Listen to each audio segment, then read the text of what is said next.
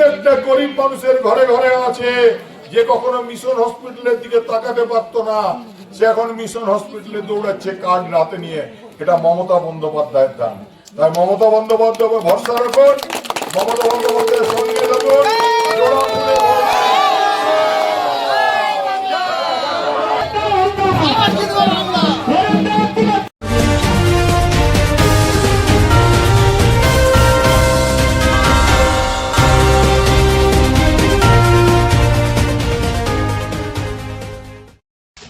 ইতিমধ্যেই শুরু হয়েছে পাণ্ডবেশ্বর বিধানসভায় তৃণমূল প্রার্থী নরেন্দ্রনাথ চক্রবর্তীর নির্বাচনী প্রচার। আজ পাণ্ডবেশ্বর বিধানসভার অন্তর্গত সর্পি গ্রামে প্রচারে আসেন তৃণমূল প্রার্থী নরেন্দ্রনাথ চক্রবর্তী। এদিন তৃণমূল প্রার্থীর সমর্থনে সর্পির রাজপথ কার্যত অবরুদ্ধ হয়ে পড়ে। এদিনের রোদ গরমকে উপেক্ষা করে এলাকার সাধারণ মানুষের তৃণমূল কংগ্রেস প্রার্থীর প্রতি তাদের সমর্থক জানানোটাই এদিন বুঝিয়ে দিচ্ছে এই এলাকায় বিরোধীদের থেকে জনসমর্থনে অনেকটাই এগিয়ে রয়েছে তৃণমূল প্রার্থী। রোদ উপেক্ষা করে পাণ্ডবেশ্বরের সর্পি গ্রামের অলিগলি ছিল এদিন, কারণ ঘরের ছেলে তথা তৃণমূল কংগ্রেস প্রার্থী নরেন্দ্রনাথ চক্রবর্তীকে একবার সামনে থেকে দেখা এবং আশীর্বাদ করা। গ্রামের রাস্তার দুপাশে দাঁড়িয়ে থাকা মানুষের ভিড় আর তৃণমূল কংগ্রেস জিন্দাবাদ স্লোগানে কেঁপে ওঠে গোটা এলাকা। তাহলে পাণ্ডবেশ্বরের মাটিতে এবার কি একতরফা খেলা হতে চলেছে তা এক্ষুনি বলা সম্ভব নয়, তবে জনসমর্থনে তৃণমূল প্রার্থী যে অনেকটাই এগিয়ে তা এখন বলা যেতেই পারে। দাদা, আজকে সর্পি গ্রামে এসেছিলেন, প্রচুর মানুষের জনসমাগম এবং আপনি ঢাক বাজালেন, ঢাক বাজিয়ে বললেন যে 4 তারিখের পর চরম চরম ঢাক বাজবে, কি এটা মানে কি? দেখো ভাই, সর্পি গ্রামে ভোটের প্রচার করা এসেছি বাড়ি বাড়িতে।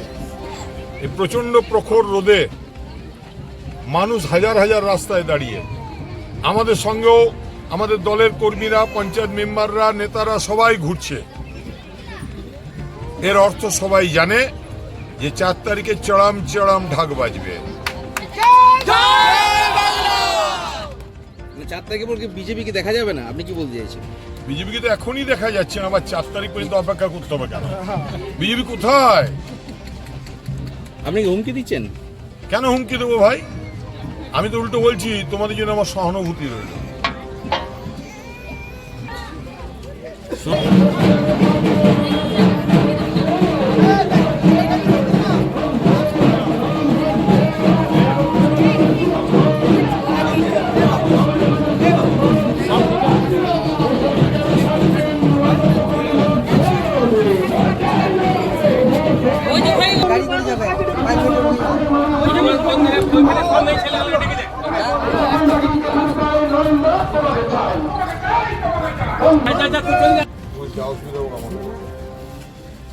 আমিও তো মা মরা ছেলে, এদিকে আমার মা।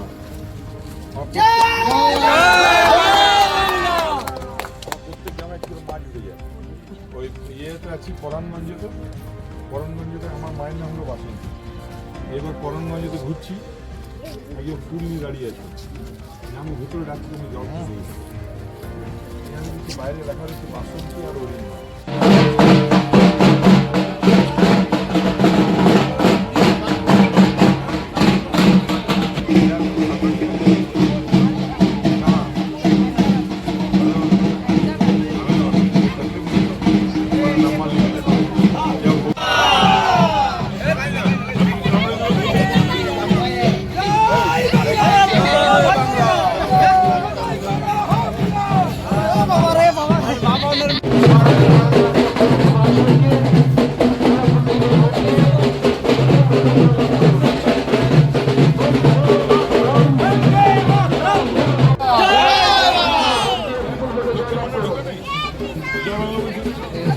জয় বাংলা, জয় বাংলা।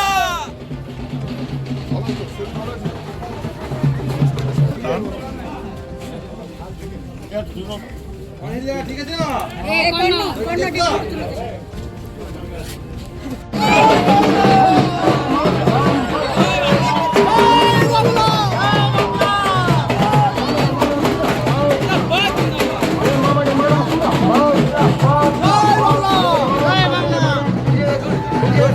পাড়ার মানুষজনকে আমি আপনাদের কাছে কৃতজ্ঞ, আমি অভিভূত যেভাবে গোটা পাড়ার মানুষজন এক জায়গায় জমা হয়ে একটার পর একটা রসগোল্লা খাইয়ে আমার সুগার বাড়িয়ে দিলেন। আমি কৃতজ্ঞ আপনাদের কাছে। একটা কথা বলে যাই, যে এই ভালোবাসার ঋণ বাউরি পাড়ার মানুষের কাছে আমি কৃতজ্ঞতা পাশে আবদ্ধ থাকলাম। যখনই দরকার হবে আমি সঙ্গে আছি। এখনই একজন এসেছিল, ও কি নাম বাচ্চা ছেলেটা?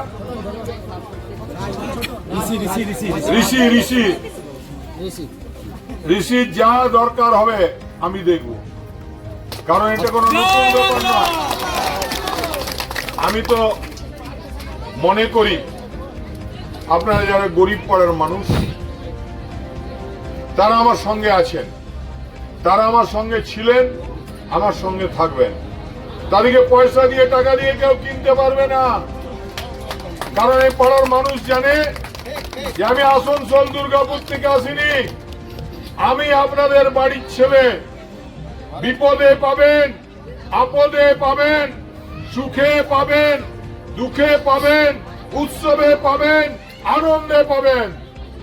তাই আমি আপনাদেরকে বলে যাচ্ছি যে যারা খুব বড় সড়ো কথা বলছে তাদের জন্য শুধু চুপ করে থাকুন। আর এখনই তো ঢাক বাজালাম,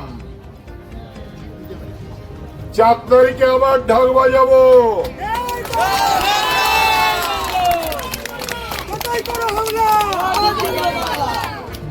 শুধু অনুরোধ করব, যাদের দেওয়ালে বিজেপির দেওয়াল লিখেছেন, দিদি লক্ষ্মীর ভান্ডার দেয়, দিদি যুব সাথী দেয়, দিদি রাস্তা পাকা করে দিয়েছে, দিদি জলের ব্যবস্থা করে দিচ্ছে। আপনাদের গ্রামের বাইরে বড় কি বলে জল ট্যাঙ্ক তৈরি হয়ে গেছে, প্রত্যেকের বাড়িতে বাড়িতে জল পৌঁছবে। দাঁড়িয়ে কথা দিয়ে গেলাম, আমি পালাবার লোক নই, আমি বাকলাতে থাকি। আর এখানে অন্তত এমন মানুষ আছে যে প্রতি 10 দিন অন্তর আমার কাছে পৌঁছায়। তাই আপনাদের সুখে আছি, দুঃখে আছি, আনন্দে আছি, উৎসবে আছি, উন্নয়নে আছি। ভালো থাকুন, যখন ডাকবেন তখন পাবেন।